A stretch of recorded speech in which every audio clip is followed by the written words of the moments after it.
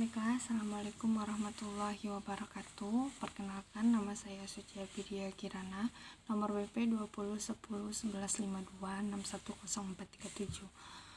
Untuk memenuhi tugas kecakapan antarpersonal SI11 mengenai manajemen diri dan self-management, hari ini saya akan mempresentasikan beberapa materi mengenai manajemen diri, diantaranya yaitu fungsi dari manajemen diri atau self-management, kemudian bagaimana menyelesaikan masalah dengan tidak merugikan pihak satu dengan yang lainnya, kemudian model pengambilan keputusan marginal dan keputusan rasional, dan yang terakhir adalah teori dan sifat kepemimpinan.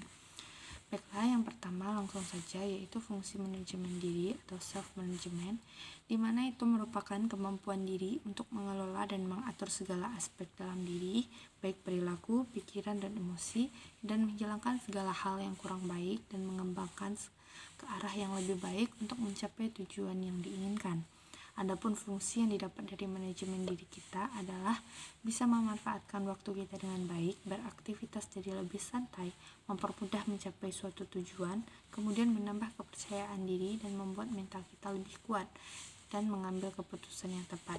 Dalam Islam pun banyak ayat-ayat Al-Quran yang menjelaskan tentang manajemen diri, di mana dengan fungsi utama menjadikan manusia itu manusia cerdas yang dapat mengatur diri bukan hanya di dunia namun di akhirat juga. Dengan begitu, mengatur kehidupan kita adalah langkah tepat untuk kehidupan baik di dunia maupun di akhirat. Selanjutnya yaitu adalah bagaimana cara menyelesaikan masalah dengan tidak merugikan pihak satu dengan yang lainnya. Yang pertama itu tidak curhat dengan orang baru atau orang lain yang dapat memancing permasalahan baru yang akan membuat permasalahan yang ada itu semakin besar atau berat. Kemudian mendiskusikan masalah dengan face to face, karena ya orang yang bermasalah yang lebih baik untuk menyelesaikan masalahnya, dia harus dengan bertemu. Kemudian tentukan hal yang bisa diskusikan segala hal dalam permasalahan tersebut yang mungkin bisa menjadi titik terang kita dalam menyelesaikan masalah. Selanjutnya itu berpikiran terbuka dan mendengarkan. Di saat kita berdiskusi itu alangkah lebih baiknya kita mendengarkan kedua belah pihak, memberikan mereka kesempatan untuk menyampaikan sudut pandang mereka bagaimana tentang permasalahan tersebut. Jadi bisa memudahkan untuk melakukan penyelesaian masalah, karena mendengarkan kedua belah pihak, mendengarkan sudut pandang mereka bagaimana, jadi bisa menemukan titik terang untuk permasalahan tersebut.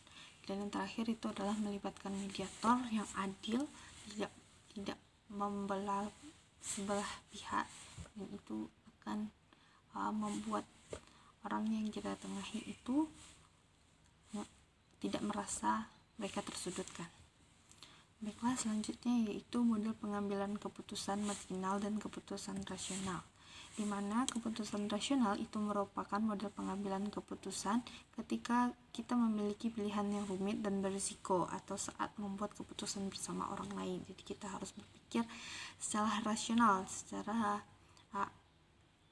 meski begitu model ini tidak efektif bila dilakukan ketika kamu berada di bawah kendala waktu dan situasi yang berubah dengan cepat. Jadi memang untuk permasalahan jangka panjang yang mungkin sangat rumit untuk kita ambil. Kemudian pengambilan keputusan marginal yaitu sebuah upaya menganalisa dan menemukan nilai optimal dan sasaran yang telah ditetapkan. Apakah sasaran tersebut memiliki batasan-batasan untuk dapat mengambilkan keputusan paling tepat dari berbagai alternatif situasi yang berada di sekeliling kita. Bahkan analisa marginal ini dapat mencakup perubahan nilai dari aktivitas yang dilakukan. Dan yang terakhir yaitu adalah teori dan sifat kepemimpinan. Teori kepemimpinan ada beberapa teori, yaitu great man theory atau yang dikenal sebagai teori orang hebat, kemudian trait theory atau yang sering kita sebut sebagai teori sifat kepribadian, kemudian teori kontingensi, teori kepemimpinan yang berdasarkan gaya dan perilaku, behavioral theories, teori kepemimpinan servant, teori transaksional, dan teori kepemimpinan transformasional. Dan yang terakhir yaitu sifat kepemimpinan. Ada beberapa sifat kepemimpinan, diantaranya integritas, pengetahuan, keberanian, inisiatif, kebijaksanaan, keadilan, dapat dipercaya, dan sikap tidak mementingkan diri sendiri. Baiklah, mungkin hanya itu yang dapat saya sampaikan untuk video hari ini. Lebih dan kurangnya saya mohon maaf. Assalamualaikum warahmatullahi wabarakatuh.